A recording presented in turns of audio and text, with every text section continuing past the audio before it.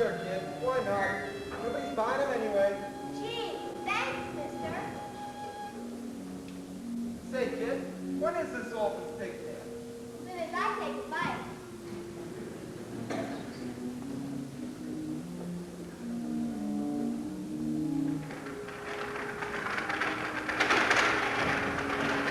I almost snapped him up back there in the alley, but he got away. Well, there's supposed to be a whole bunch of them running wild over the after place. Come on, Charlie. Hey, there's one that you get. Oh, poor boy. Did they hurt you? They're after, ain't they? Well, they're after me too. But don't worry, I ain't gonna let them get you or me. I'll take care of you, and everything's gonna be just fine for the both of us. Not today. Well, the sun will come out tomorrow. At the bottoms of the that tomorrow there'll be sun. Just thinking about tomorrow clears away the cobwebs and the sorrow. Till there's none. When I'm stuck all day, that's gray and lonely, I just stick up my chin and grin and say, oh,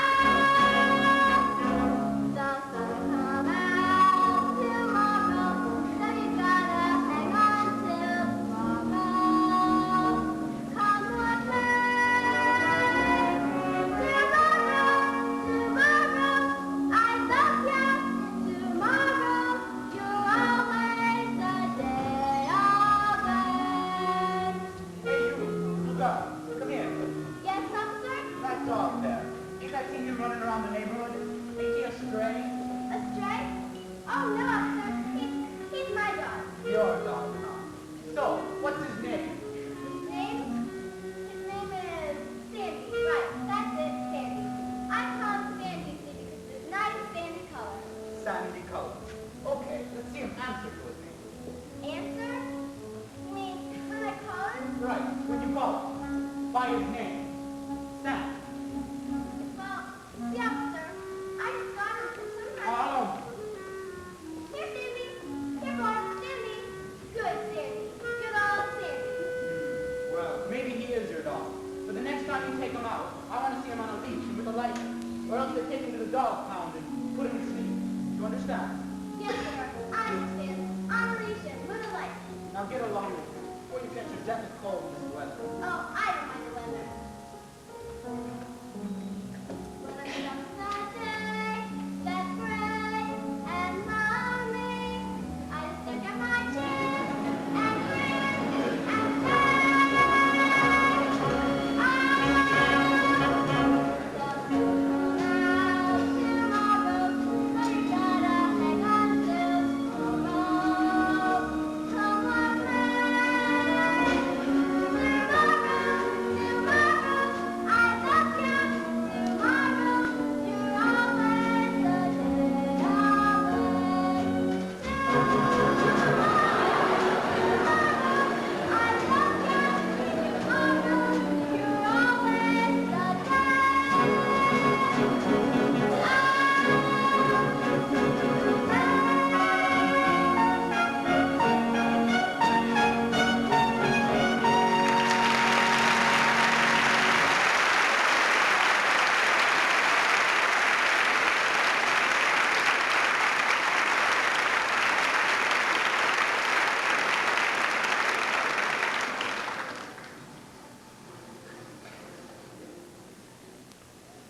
Hey, I need some more wood for the penthouse. Hey, Eddie, here, give me a hand. Sure thing, beautiful. Hey, look at this. We made life again. In Hoover they trusted, and now they are busted. By West Woodpecker. Thousands of once affluent Americans are today living in a makeshift town called Hooverville. How'd it go today, Al? 7 million people in this town and I can't even sell 1 lousy apple. And in New York City alone, there are more than a dozen Hoovervilles. Riverside Drive, Central Park. Hey, here we are, 50 59th Street Bridge.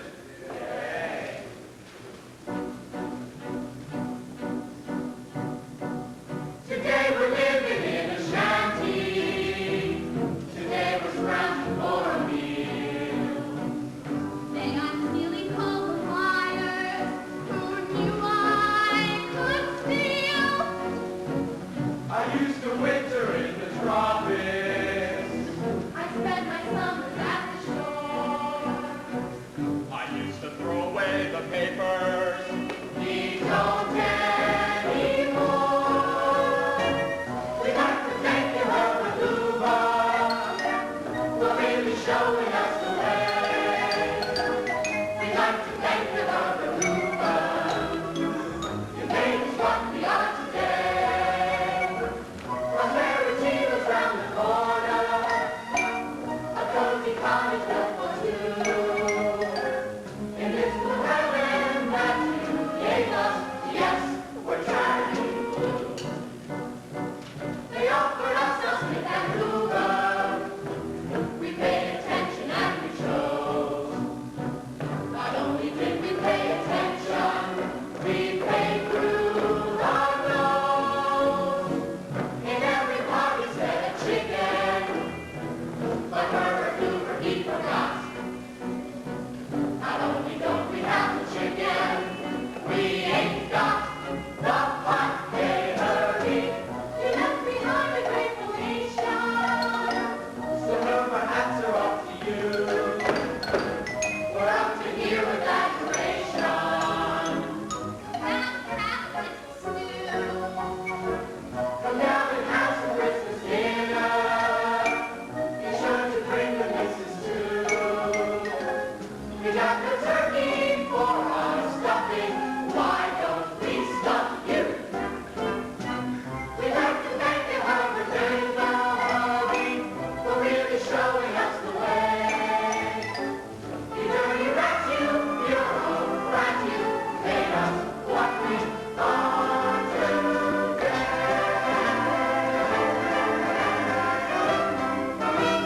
Come and get it, Herb.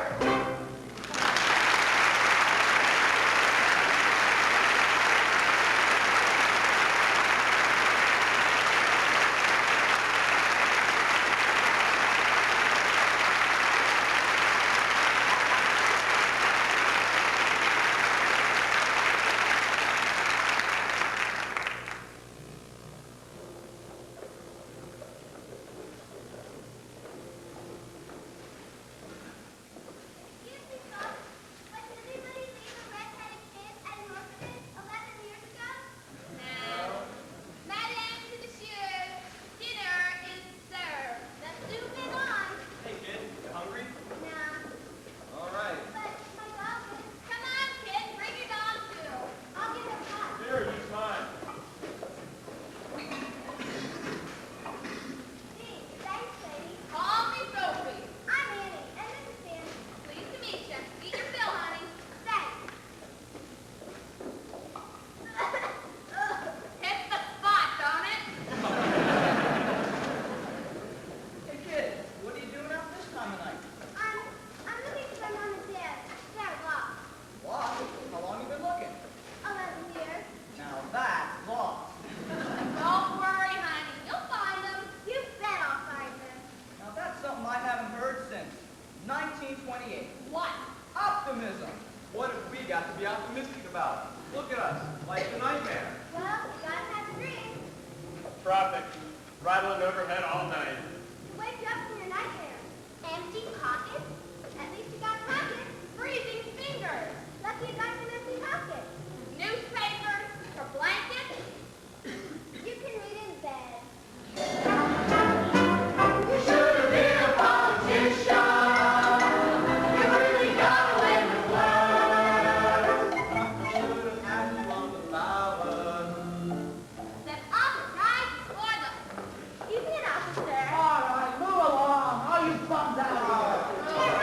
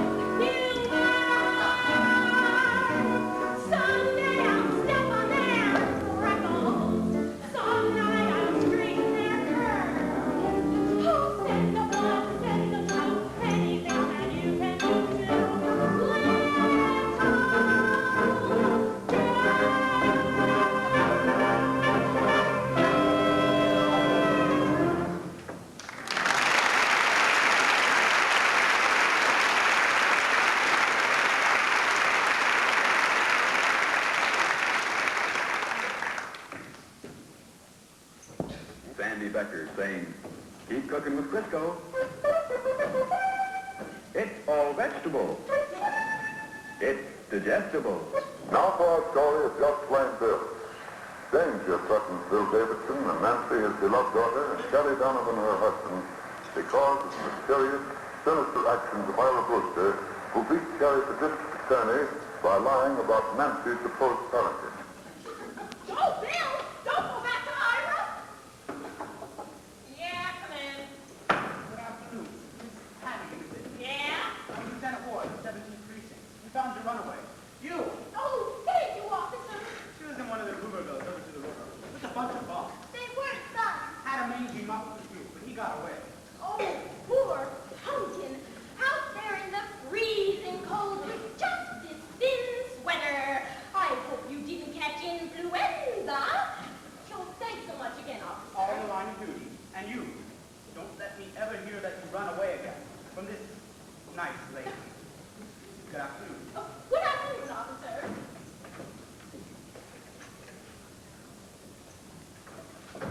Now, I'm going to have your head. Now, the next time you walk out that door, it'll be 1953. Well, are you glad to be back? Huh? Yes, Miss Hannigan. Liar. What's the one thing I always taught you? Never tell a lie. Well, what's the one thing I always taught you? Never tell a lie, Miss Hannigan. For what you've done, I could get fired. Out of board of orphans sticking their noses in here. Well, you'll pay for it. I promise. Good afternoon, Miss Hannigan. Yeah? Oh, good. I'm Grace Farrell in the New York City Board of Orphans. Oh, Suggested- wait a minute. Hold it. I can explain everything. It wasn't my fault. It was Annie here, you see, who got into Bundle's laundry. Miss Hannigan, And sure, I know. I should have called Mr. Donatelli Miss instead of Hannigan, I'm sorry, but I haven't the slightest idea what you're talking about. Hold it. Wait a minute, sister. I get it. If it's beauty products you're peddling, I don't need any. Get out! Miss Hannigan, I'm not peddling anything. I'm private secretary to Oliver Warbucks. Oliver Warbucks? Me, Oliver Warbucks? The Oliver Warbucks. Oh my God! I read in Winchell's column that Oliver Warbucks has more do-re-mi than Tommy Manville. I wouldn't know. I don't read Mr. Winchell. Miss Hannigan, Mr. Warbucks has decided to invite an orphan to spend the Christmas holidays at his home, and I'm here to select one for him. You sure you wouldn't rather have a lady? I got 2 weeks coming, and what sort of orphan did you have in mind? Well, she should be friendly and intelligent. Mississippi, capital M-I-S-S-I-S-I-P-I, Mississippi. And cheerful. How old? Oh, age doesn't really matter, say 8 or 9, 10, 11. Yes, 11 would be perfect. Oh, and I almost forgot. Mr. Warbucks prefers red-headed children. Let's see. 11? A redhead? No, I'm afraid we don't have any orphans like that around here. What about this child right here? Who, Annie? Oh, no, you wouldn't want Annie. You see, she's a drunk and a liar. That's right, a drunk and a liar. Yes, I'm sure she's a drunk and a liar. Annie, would you come here for a moment, please? Annie, would you like to spend the Christmas holiday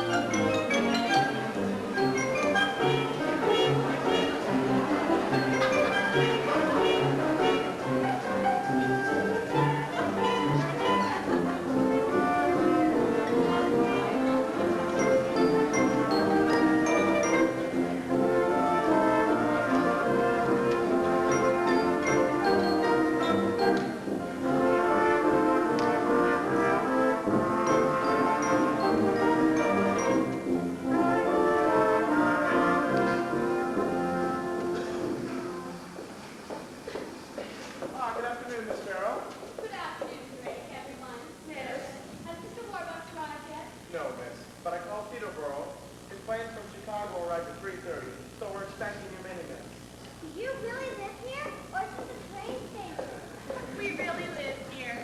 Has the carpet been put down in the dining room, Mrs. Ware? Yes, sir. Oh, is the sign of this too? Yes, sir. Everything is in order, miss. Mrs. Pugh is prepared to stay with dinner. Fine. It will be good to see Mr. Warbucks again. Yes, 6 weeks is a long time. Yes, sir. Now, would everyone come here for a moment, please? Quickly, everyone. Everyone, quickly.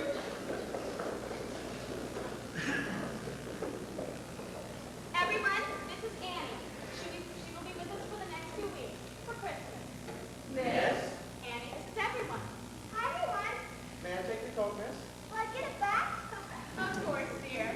Gee, I really love my new coat, Miss Farrell. I'm glad, dear. Now, Annie, what would you like to do first? This floor. I'll scrub this. Then I'll do the windows. Annie, you won't have to do any cleaning while you're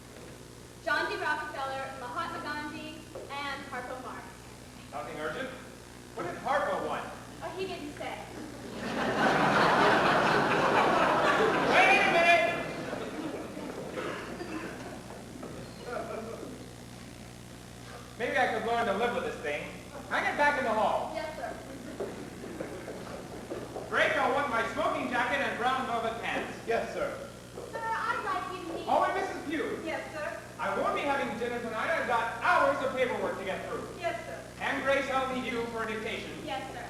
All right. Good to see you all again. Sir. Great. Dismiss the staff. Yes, sir. Grace, if you'll get your notebook and... Who's that? This is Annie, sir. The orphans who will be with us for the Christmas holidays. The orphan? But that's not a boy. Orphans are boys. I'm sorry, sir. You just said orphan, so I chose a girl. Well, I suppose you'll have to do. Annie, huh? Annie what? Sir? What's your last name, child? Oh, I'm his last name, sir. Mr. Warbuck. That I know of. Oh, so you're just Annie, huh? Just Annie. I'm sorry that I'm not a boy. I don't suppose you'd like to meet Lou Gehrig. Oh, boy, sure. Who's Lou Garrett? I couldn't be happier that you'll be spending Christmas with us. Grace, we'll start with the figures on the iron ore shipments from Toledo to... What are we supposed to do with this child? It is her first night here, sir. Oh, it is? Oh, Well, Annie, your first night here. I guess we have to do something special for you. Why don't you sit down? Would you like to go to a movie? Guys, I'd love to. I mean, I've heard a lot about them, but I've never been to one. Never? No, sir. Well, we've got to do something about that right away. And nothing but the best for you, Annie. You'll go to the Roxy, and then an ice cream soda at Rumpelmeyer's, and then a Heston cab ride around Central Park. Golly. Grace, forget about the dictation for the night. We'll take care of that first thing in the morning. Instead, you take Annie to the movies. Yes, sir. Gee. What is it, Annie? Nothing, sir. It's just, gee. No, what is it, child? What do you want? You don't want to go to the Roxy? I do. It's just, I thought that you were going to take me. Me? Oh, no, I'm afraid I'll be far too busy tonight. Gee. You see, Annie, I've just been away 6 weeks, making an inspection tour of my factories. What's left of my factories for this damn depression. And when a man is running a multi-billion-dollar corporation that has... Oh, sir. I know. That's okay, Mr. Warbuck. Excuse me, sir. Bernard Peru calling. Good. Hello, Barney. Yes, I got in an hour ago. No, Detroit and Chicago. Barney, I didn't like what I saw out there. Factories shut down. My factory shut down. You darn tootin'. When I'm not making money, nobody is. And damn it, Barney, your pal Roosevelt has got to do something drastic. He's got to come up with a new approach, a new plan, a new something. Yes, I know he's a Democrat, but he's a human being too. All right, we'll talk about it. Come over here today. Good. We'll be able to... I could show you the... Barney, make it tomorrow.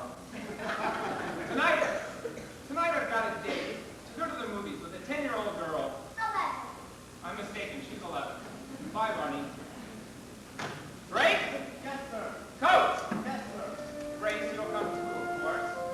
Will you be wanting the pension, sir, or the Duesenberg? The Duesenberg. No, wait. This child has been cooped up in an orphanage. We'll walk.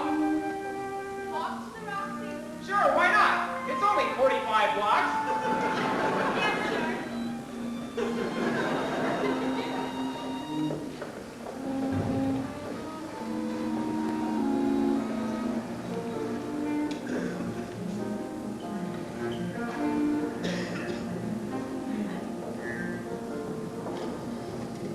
Ah, smell that. Marvelous. Fifth Avenue bus fumes. There's no air like the air of New York. And you don't realize how much you miss it, the whole damn city, till you've been away from it for a while. Like the man says, after New York, every place else is Bridgeport. NYC,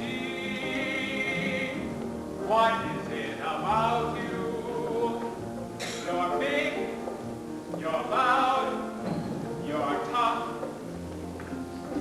NYC, I go years without you, and I can't get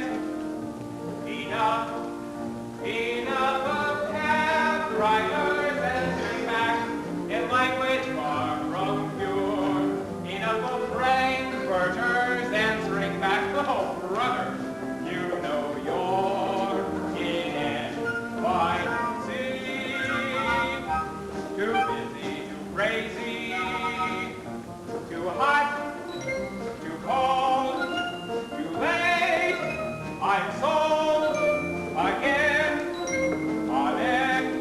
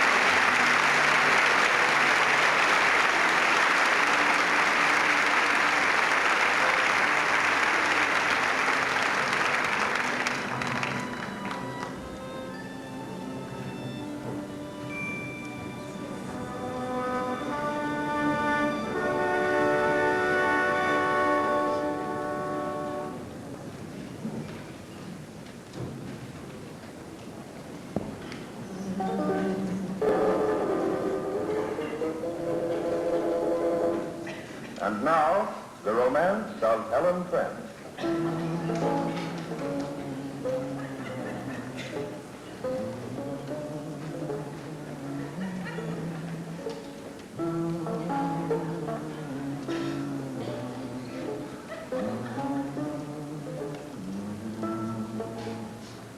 The romance of Helen Trent.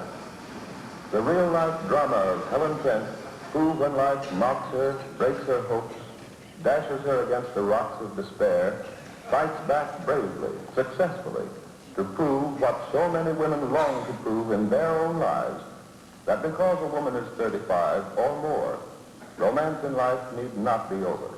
That romance can begin at 35. Oh, merciful God, I hope so. Good afternoon, Miss Hammond. Oh, yeah, Farrell. You're a week early. What's the matter, Warbucks? Fed up with Annie already? Oh, no, on the contrary. Mr. Warbucks is delighted with Annie, and Annie is having the time of her life. How nice. They're practically inseparable. They go everywhere together, to the Roxy, to the Stock Exchange. Guess where they had lunch yesterday? Oh, the Waldorf. The Automat. The automat. And she just loves her new coat. She never takes it off. Never. Never. Now, Miss Flanagan, I know you're busy, but these papers have to be signed or sent back to Mr. Donatello, the Board of Workers. I know that it's 10 o'clock tomorrow morning. Oh, yeah, what for? Because Mr. Warbucks is so taken with Annie that, guess what? What? He wants to adopt her. How nice. How wonderful. Now let me get this wonderful news straight. Annie is going to be Warbucks' kid. The daughter of a millionaire? No, no.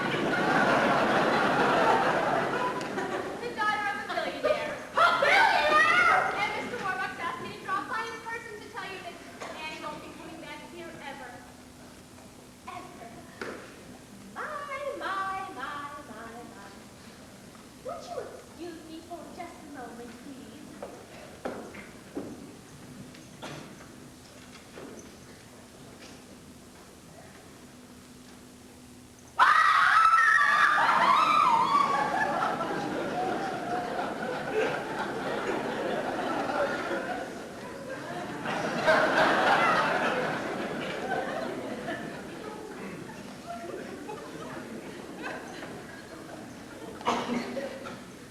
Got any more wonderful news? I told you about the coat, didn't I? Oh, you told me all about the coat. Well, then, Miss Hannigan, good day. Yeah, good day. And Merry Christmas. Ooh, Merry Christmas. Oops. Pardon me, Blondie. Hiya, sis. Long time no see. Oh, God, Brewster. It never rains, but it pours. They finally let you out of Leavenworth, huh? Yeah, give me 6 months off of good behavior. I'll bet. What was it this time?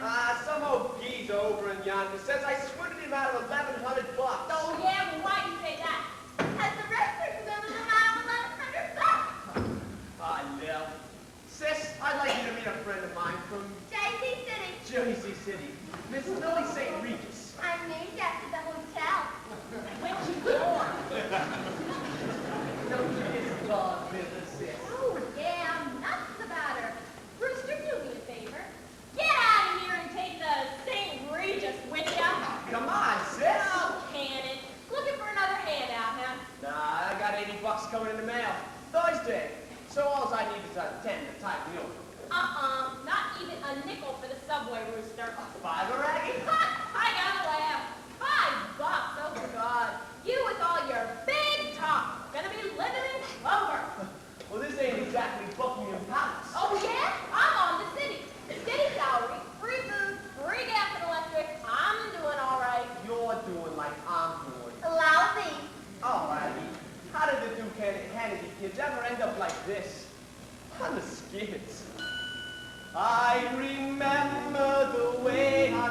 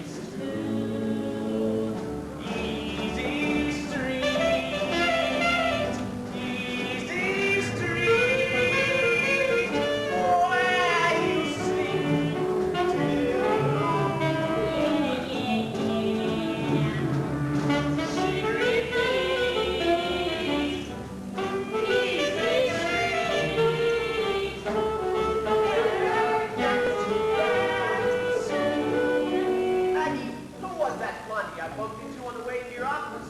She looked like she had a couple of dollars. No, she works for Eleanor Warbucks. The Eleanor Warbucks? The millionaire? No, the billionaire is on Hotel.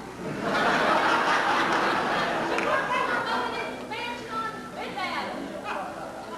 Fifth Avenue. He don't live on Fifth Avenue. He don't? Well, where does he live? Easy Street. Easy Street. Where the rich folks play.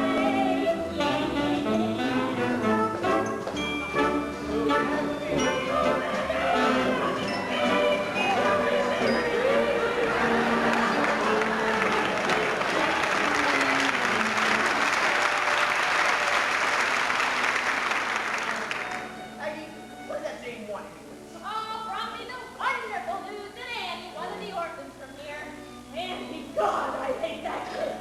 He's getting adopted by Wilbur. He's gonna have everything. That rotten kid is gonna have everything. From the orphan, living in the lap of luxury. It ain't fair. Nah, it ain't fair. It ain't fair how we scrounge for $3 or $4. While she gets $4. Oh, that little brat! It ain't fair, this here life is driving me nuts. While we get peanuts, she's living fat. Maybe she holds the key that will lead. Ah, to get more bucks. Instead of less. Ah! Maybe we fix the game with something shitty. Yeah! Oh, tell her! What fix? Yeah! Easy Street. Easy Street.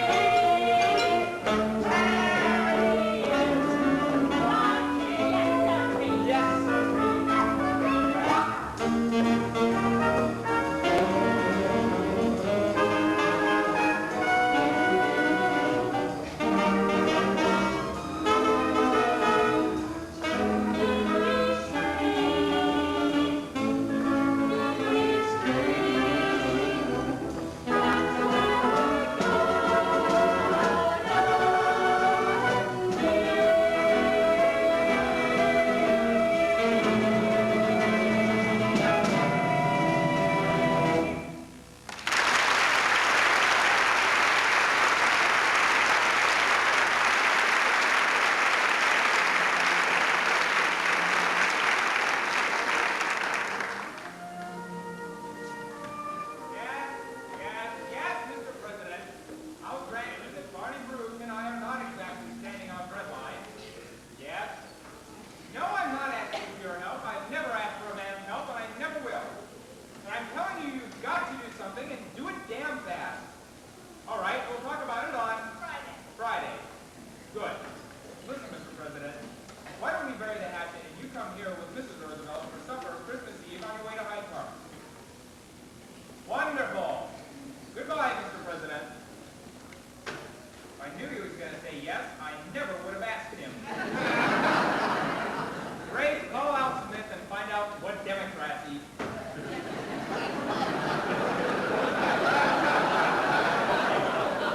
Oh, and make a note. Friday morning, 11 a.m., meeting at the White House with President Roosevelt. That's a package from Tiffany's. Yes, sir. It arrived this morning. Fine.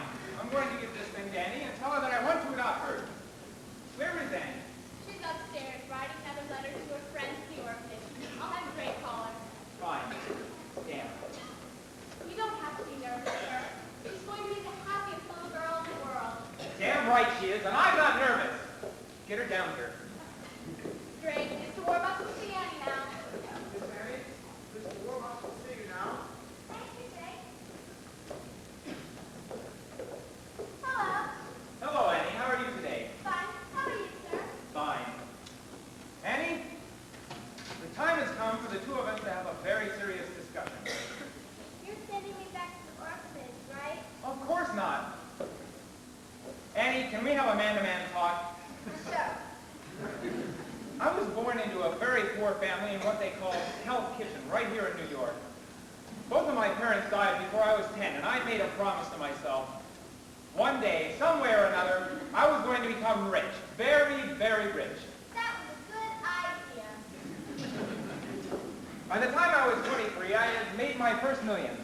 And within 10 years, I turned that into 100 million. And in those days, Annie, that was a lot of money. Anyway, making money is all I've ever given a damn about. And I might as well tell you, I was ruthless to those that I had to climb over to get to the top, because I believed in one thing. You don't have to be nice to the people you meet on the way up, if you're not coming back down again. But lately, I've realized something.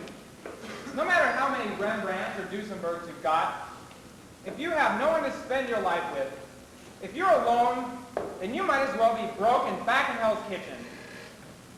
Eddie, do you understand what I'm trying to say? Sure. Good. Kind of. Kind of? I guess not. Damn. I was in Tiffany's the other day, and I picked this up for you. It had it engraved. For me? Gee, thanks, Mr. Warbuck. You're so nice to me. Oh, gee. It's a silver locket, Eddie. I noticed that old broken one you always wear, and I said to myself, I'm going to get that kid a nice new locket. Gosh, thanks, Mr. Warbuck. Here, we'll just take this old one off, and... No! No, please don't make me take my locket off. I don't want a new one. Annie, what is it? This locket. My mom and dad left it to me when they left me at the orphanage. And there was a note, too. They're coming back for me. And, oh, I know being here with you for Christmas. I'm real lucky. But I don't know how to say it. The one thing I want in all the world, more than anything else, is to find my mother and father and to be like other kids. With both my own.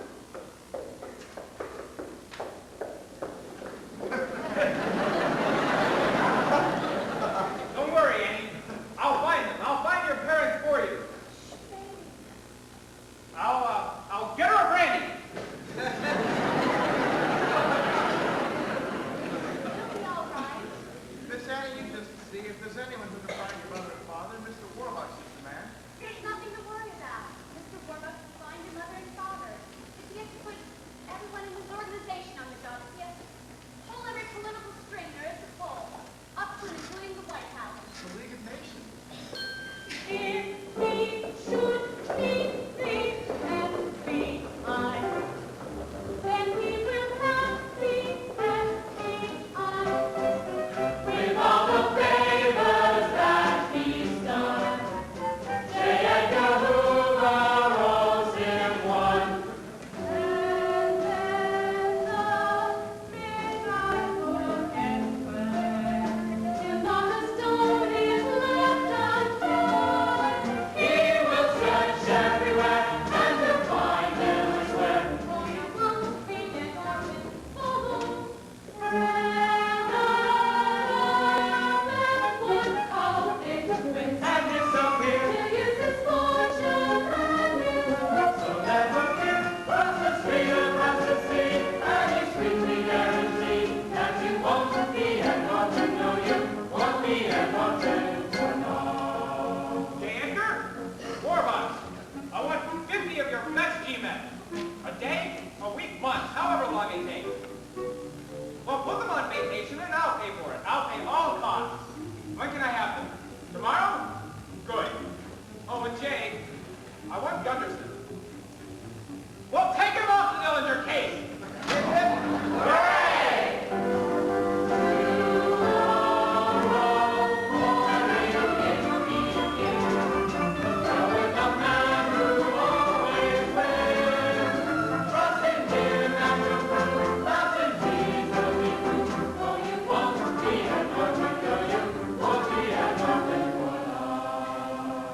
Annie, give me your locket.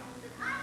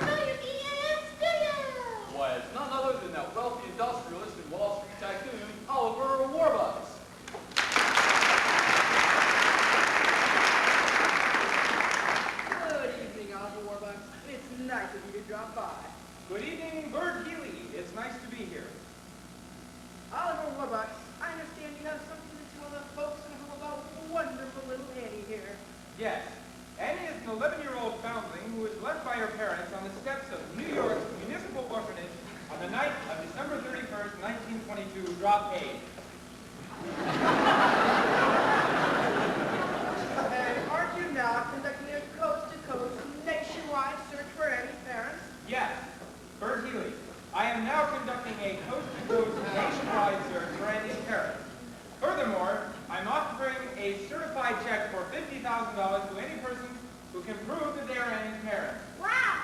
$50,000? Wow, Uncle Warbucks. Oh, 50,000 suckers! Why, Blackie, this is no joke. I know, Mr. Crackers. Everything you say is no joke. And you look it up, too. So, Annie's parents, if you're listening in, write to Oliver Warbucks, care of this station, WPAF, New York, or directly to him At my home, Bert Healy, 987 Fifth Avenue, New York, New York. That's 987 Fifth Avenue, New York, New York. Thank you, Oliver Warbucks. Thank you, Bert Healy. And I would also like to take this opportunity to thank the makers of all new Oxidant toothpaste with Miracle K64 to help fight bad breath for letting me appear here this evening. Good night, Bert Healy. Good night, Oliver Warbucks.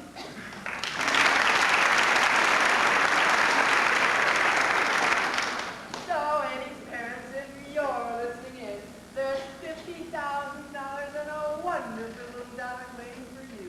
So get in touch right away. You hear?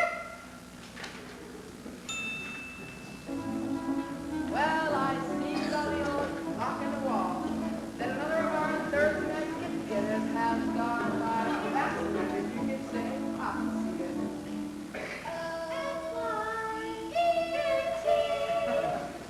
The toothpaste of the stars, Hollywood Drive. So from all the Irish Smiles family, Ronnie, Bonnie, and Connie, the lovely voices, Greta Rapids. I'm lucky! And Jimmy Johnson bring you only masked announcer. This is Kurt Healy saying, hey, ho, man, hey, dapper Zach, good got your child, brother, you're never will be your ass without a smile. Your clothes may be so rolling, they stand out, brother, you're never will be your ass without a smile.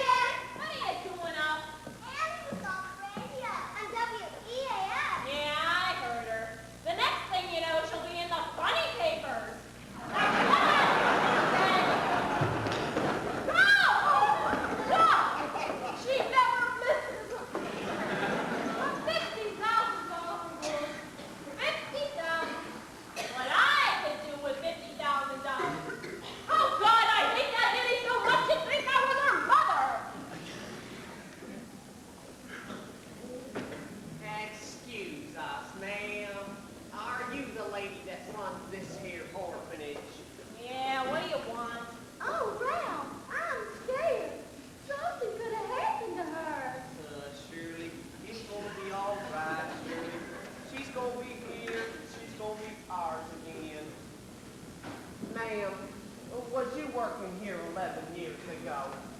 Yeah. Well, we had terrible troubles back then, and we had to head north to Canada. We had to leave our baby here on the front stoop. Our little girl. Our Annie. Annie? You're Annie's parent? Yes, ma'am, we are. Please, nothing's happened to her. I can't believe it. Annie's parent? Where'd you say you come from again? We come from a little farm up north in Canada where they got lots of chickens and ducks. And roosters! Gotcha, sis! Oh, God, Rooster. Rooster, I never would have known it was you in 100 years. Fool, Jackie, and we're gonna fool Warbucks, too. Get ourselves 50,000 big ones. This is gonna be the best bunko job ever, Aggie. I know a guy out in Brooklyn who can doctor up a fake birth certificate or any other papers you want. But we need your help, sis, for details about anything that can help us pull this thing up. Sure, I can help ya. A lot. But what's in it for me? Three-way split, Aggie. Half. Hey, half. Hey, straight down the middle. 25 grand each. But we gotta do it fast, Aggie. Give them some of the old rooster razzle-dazzle. In and out. 2-3 minutes at the most. Get the money, get the kid, and get the hell out of town. Yeah, the kid, Annie. That's the problem. What will we do with her afterward? That's no problem, Aggie. When I want something to disappear, it disappears for good. We get the 50 grand, we blow this crummy town, and then Melanie will meet ya. Where? Oh, yeah! Easy street, easy street,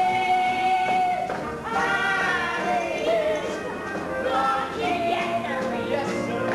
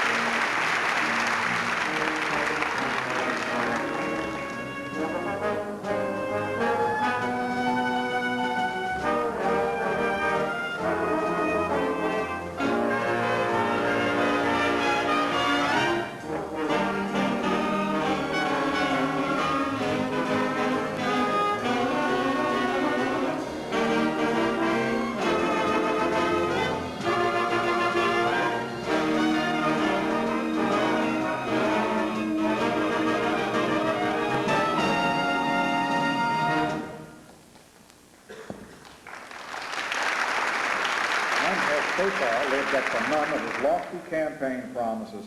All we've had from Franklin Delano Roosevelt and his so-called brain trust is a great deal of high-flown talk and virtually no action. In a nation racked by poverty, misery, and unemployment, it is deeds we want from the White House, not words. In short, Mr. President, if you are listening, we've had enough of your fireside chats. It is time to... Criticism, damn it. Nothing but criticism. I know. It's awful. Did anybody see the Washington Post this morning? My friends, as I say again, the only thing we have to fear is fear itself. Every cloud has a silver lining. You're never fully dressed without a smile.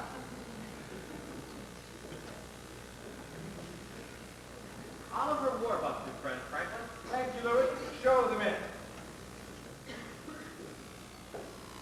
Oliver, who you to have come? Good morning, Mr. President. And who is this we have here? Mr. President, this is my good friend Annie. She so wanted to meet you that I couldn't resist bringing her along just to say hello. Annie? Of course, the little girl who sang so beautifully on the radio last night. Annie, this is President Roosevelt. How do you do, President Roosevelt? How do you do, Annie? You're as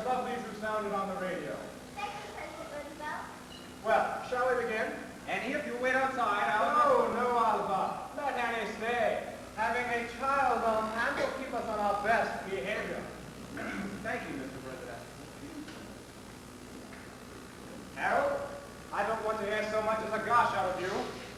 Oliver, you know everyone, of course. But Annie, let me introduce you.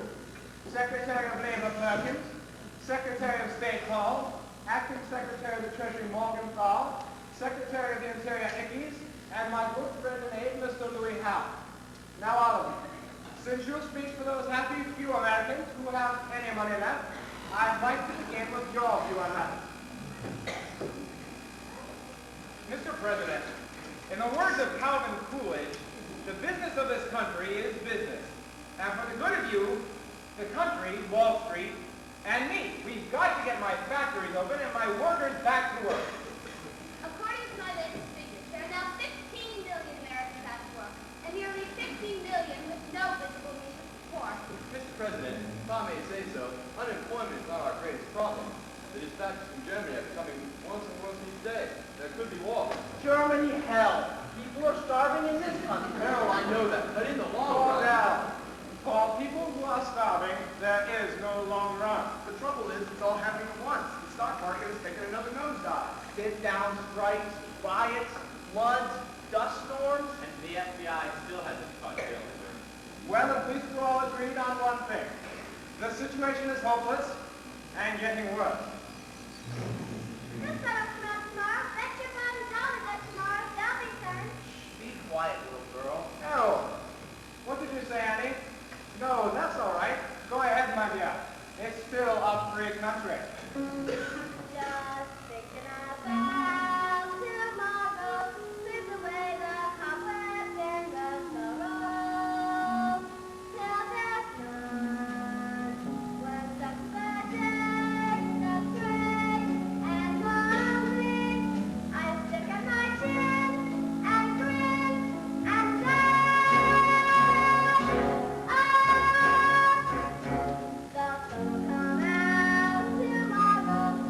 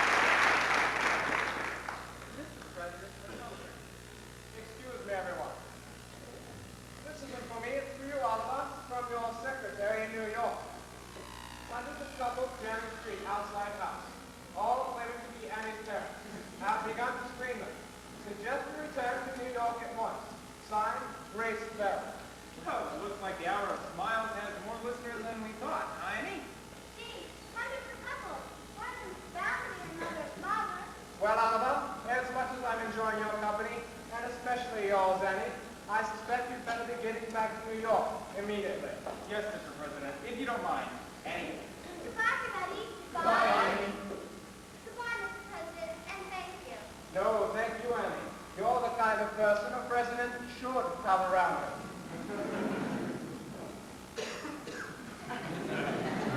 Mr. President, what if we set up 100 or 1,000 federal projects? Did Highway. New post offices. And put the unemployed to work building them. We could create 5 million new jobs within 6 months. And weekly paychecks to get all those billions off the lead. And back to paying taxes. We'll build a country so strong that nobody, including Adolf Hitler, could ever beat us in a war. The FBI caught babyface Nelson, did they? They're bound to catch Dillinger. Mr. President, what we've got to give this country is nothing less than a whole new outlook. A new vision. A new approach. A new concept. A new dedication. A new horizon. A new spirit. A new attitude. A new deal. Mrs. Perkins, gentlemen, I was right the first time. The only thing we have to fear is fear itself. Tomorrow, I'm locked down. Tomorrow, you're only a day away. Harmony.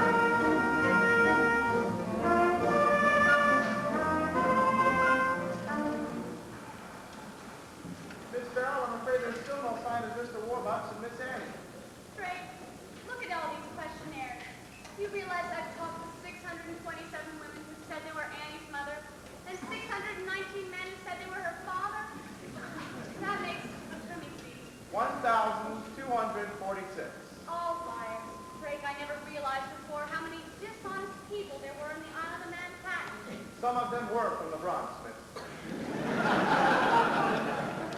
Grace, we're back. Where are they, Miss Sarah? Where are all the people? They're gone, dear. Come and gone. I'm sorry, Annie, but they were all liars and fakes. After nothing but the $50,000. Ah, Jean. Are you certain? Yes, sir. None of them knew about the locket. I'm so sorry. Mr. Warbucks, this has just come by special messenger from the FBI. Good. Agent Gunderson located the manufacturer of Annie's locket in Utica, New York. Oh, boy. That sort of locket was manufactured between 1918 and 1924. Sort of locket? Yes. Over 90,000 were made and sold. Ah, Jean. Annie, I'm afraid that the gist of this is that Gunderson doesn't think there's a chance in a million of tracing your parents to the locket. I'm sorry. That's okay. I mean, Jean, you did the best you could. If you can't find them, nobody can. Anyway, I guess the case can get along without folks. You didn't turn out so bad. You got everything. All them Duesenbergs hanging on the wall. Excuse me, Mr. Warbucks. We'll go check on the dinner menu. Annie, a Duesenberg is a car. Lou Gehrig is the first baseman for the New York Yankees, and there's something else you should know. I've made me a fortune made 10, with headlines and profiles again and again, but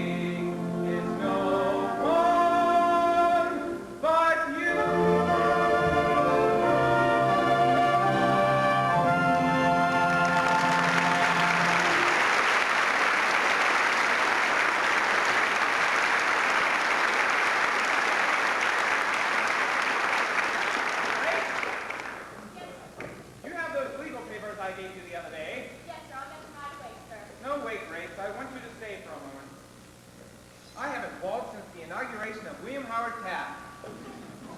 Annie, sit down. Annie, I want to adopt you. Adopt me? Yes or no? Well, if I can't have my real mother, Father, there's no in the world I'd rather have for a father than you, Mr. Wortha. Great. Call Justice Brandeis and ask him to come over to sign the adoption papers. Yes, sir. Grace, tell Mrs. Pugh that there will be a house full of guests. We'll need flowers, caviar, and champagne. And cheese. Cheese? Yes, cheese. You know cheese? Annie, this isn't going to be an adoption. It's going to be a celebration, and you can have anyone in the world you want to come to it. Now, who do you want? Andrew Mellon? Madam Chiang Kai-shek? Lou Gehrig? Anyone in the world. Well, I guess I'd like Miss Earl here. And Mr. Drake.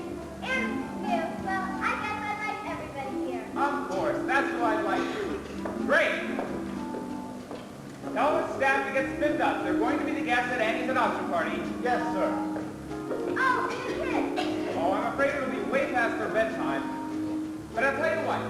We'll have everyone over from the orphanage over here tomorrow for a big Christmas party. Hannigan, too? Miss Hannigan too, why not? Annie, I'm the luckiest man in the world. I'm the luckiest kid. Together at last, together forever. We're tying our knots, they never can sever. I don't need sunshine now to turn my sky so blue.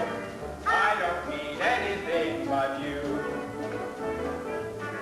You wrap me around that cute little finger. You've made life a song.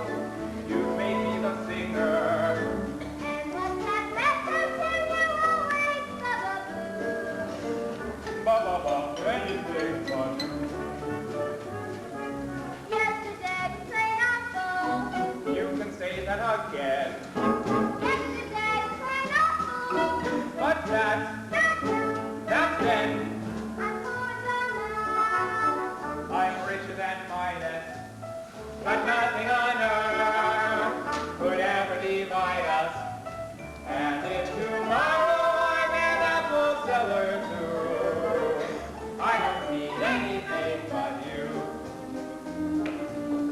Excuse me, sir. Everyone has slipped up into the party. Ah, good. Grace! Yes, sir. I think Annie and I should get skipped up too. Haven't that? Why, Grace, that is a very pretty dress. Thank you, sir. Haven't that put her into one of those new dresses? Perhaps Theo do something with her hair. I don't know. Take her upstairs and we'll gussy her up. Yes, sir. I'll pick her up.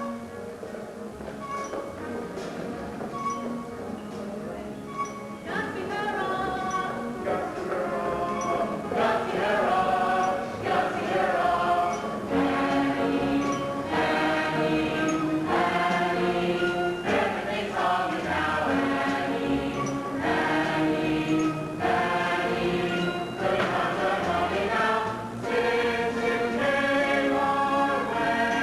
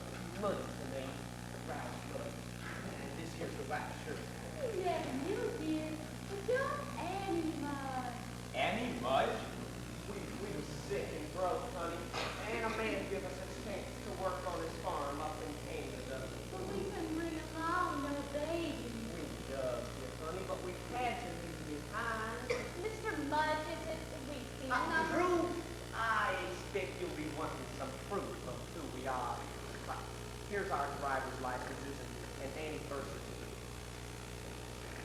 Baby girl, named Anne Elizabeth Mudge. Born to Ralph and Shirley Mudge. New York, October 28, 1922. October 28th. That's my birthday. It was in her notes, sir. Yes, I know, but I still don't. Please, you gotta believe it. We just got in on the break this afternoon and went straight to the orphanage to fetch our Annie. She's up here. Oh, baby, all the years I dreamed of holding you in my arms again. Mr. Mudge on the night. Here's something you wouldn't know about, but when we left Annie at the orphanage, we let half the silver locket return and kept the other half so that when Wow, Mudge, she's wearing it. And here's the part we get. Yes, it fits perfectly. Oh, thank you. She's our Annie. She seems to be. She is. Well, if you just get her things, we'll be taking her along. Hey there. No. Just a minute, Mr. Mudge. What about the money? Money?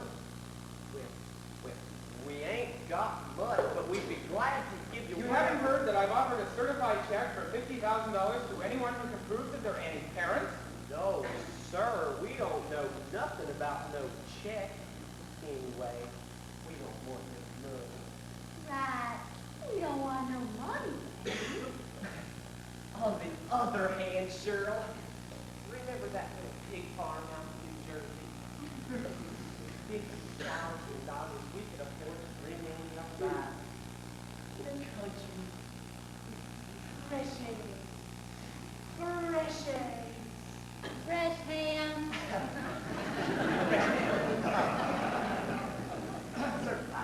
All I got to do is make it out to myself. Yes, that's correct. Tomorrow morning. Tomorrow morning. Yes, you wouldn't mind if Annie stayed here until tomorrow morning. Then you can come by and pick up Annie and the check. Oh, well, yes, whatever you prefer, sir. Well, we better be getting back to our hotel now. Goodbye, Annie. My love. Until tomorrow morning, honey. And then you'll be spending the rest of your life with us. Well, goodbye, y'all. And Merry Christmas. Hi, Steve, Johnny.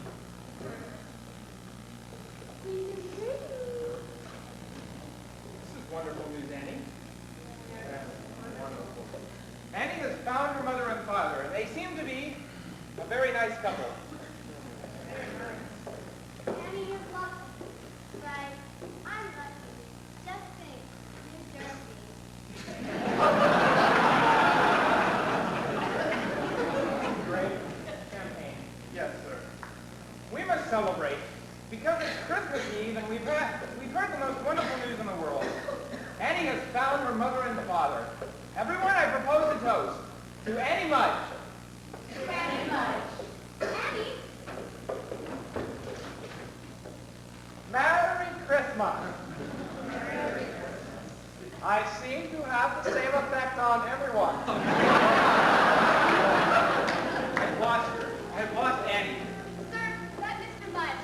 I think I've seen him someplace before. I just don't know where or when. But I have the strangest feeling that he's not who he says he is. Mr. President, Franklin, I need your help. Of course, whatever I can do for you.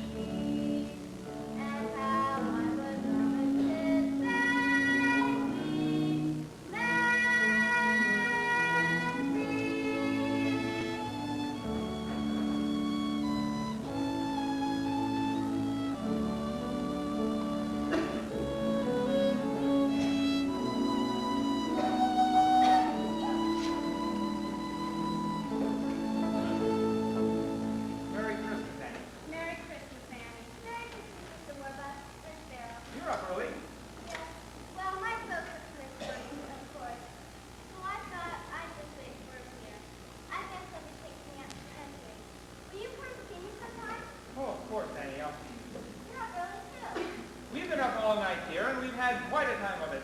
FBI men coming and going. Annie, did you know that President Roosevelt is here? Really? I have something very difficult to tell you, and the President is going to help me tell it to you. Mr. President. Merry Christmas, President Roosevelt. Merry Christmas, Annie. It's good to see you again. It's good to see you too, sir. Franklin. Annie, early this morning, FBI Director Hoover telephoned with some very sad news. It seems from the handwriting on the paper on your note, he succeeded in tracing the identity of your parents. Yes, we already know that. Mr. and Mrs. Mudd. No, dear, they aren't your parents. Your parents were David and Margaret Bennett. David and Martha Bennett. Where are they? Annie, Annie, your parents passed away a long time ago. You mean they're dead? yes, dear. One was natural? Like the other kids? Annie, are you alive? Yes. Because you see, I guess I always knew my folks were dead. Because I knew they loved me, and they would have come for me if they weren't. I love you, Annie Bennett. I love you too. Who the heck are Ralph and Shirley Mudd? There, girl. Who the heck are Ralph and Shirley Mudd? The birth certificate could have easily been forged, but the thing is, they knew about the locket. The locket. That's your key. But nobody knew about the locket except us. Nobody knew about the locket except us. And the FBI, of course. And Miss Hannigan. And Miss Hannigan. And Miss Hannigan. And Miss Hannigan. Miss Hannigan, sir, and the children from the orphanage. Ah, Miss Hannigan. I'm delighted to meet you. Yeah, same here. And I know you anywhere. You're the Oliver Warbucks, right? Yes, that's correct. Let me introduce you to everyone. You know my secretary, Grace Farrell, of course. And over there is my butler, Drake, and the President of the United States. Hi, kids. Gee, what a great place. Who'd want to live in this stuff? Look, there's presents here for all of us. Oh, my goodness. Mr. Warbucks, this has just come from the FBI. Good.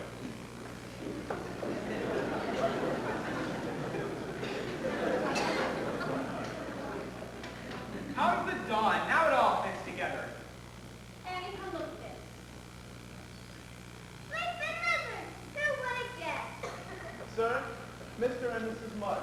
Show them in, Drake. With pleasure, sir. Good morning. Merry Christmas, one and all. Merry Christmas. There she is, Shirley, our little girl. Yes, your little girl. Well, we don't want to bother you none on Christmas and all. We just come to pick up Annie. Her suitcase? Oh, yes, the check. Ah, yes, the check. I had almost forgotten.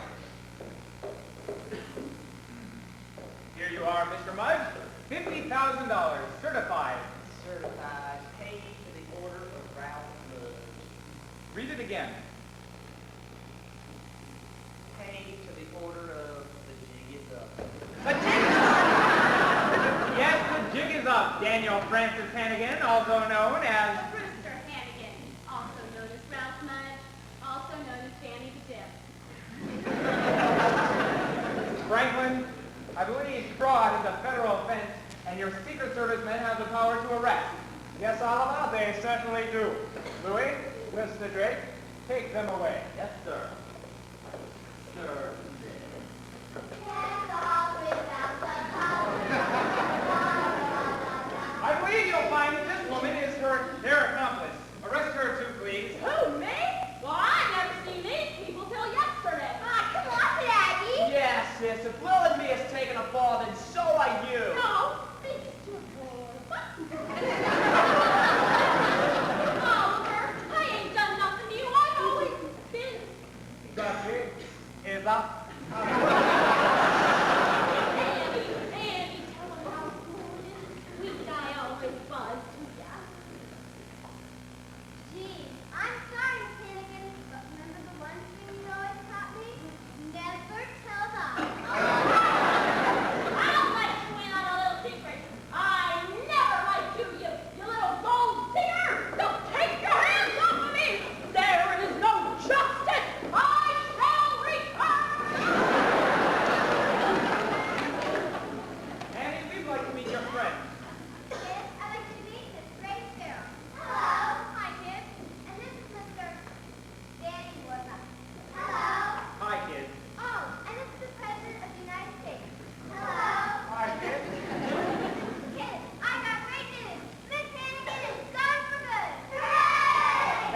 and you don't have to work anymore. Hooray! Instead, you'll have classrooms and teachers. Oh, my listening kids, now more math. Hooray! That's right, girls. For you and perhaps for all of us, this Christmas can be the beginning of a wonderful new life. I know the depression's suppressing, and windows are minus depressing. Still don't grin, the Santas are thin, and I heard a terrible rumor. No goodwill, no cheer, but we'll get a new deal for Christmas this year. The snowflakes are rising and falling, And all across the land folks are rolling. But Santa's got friends.